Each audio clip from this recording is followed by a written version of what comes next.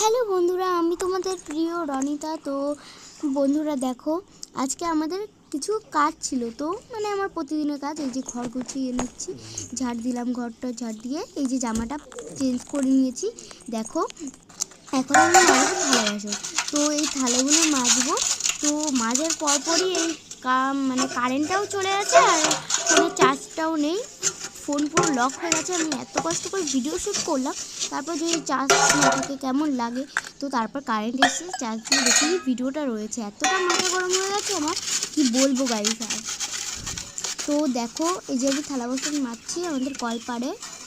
তো দেখো বন্ধুরা, এই যে আমি থালা বাসন মাজছি, এই যে আমাদের কলপাড়, এখানে আমি বসে বসে মাজছি। তো খুবই বোর হচ্ছি, কিন্তু তারপরে মাজতে হচ্ছে। তারপরে এই যে আমি এই যে ধোয়া হয়ে গেছে, এই যে আমাদের কিউট মুরগির ছানা, বাচ্চা, আমাদের কিউট মুরগির বাচ্চা। তারপরে দেখাচ্ছি আমাদের কালু আর লালু জোড়া। তো আজকের জন্য টাটা, বাই বাই।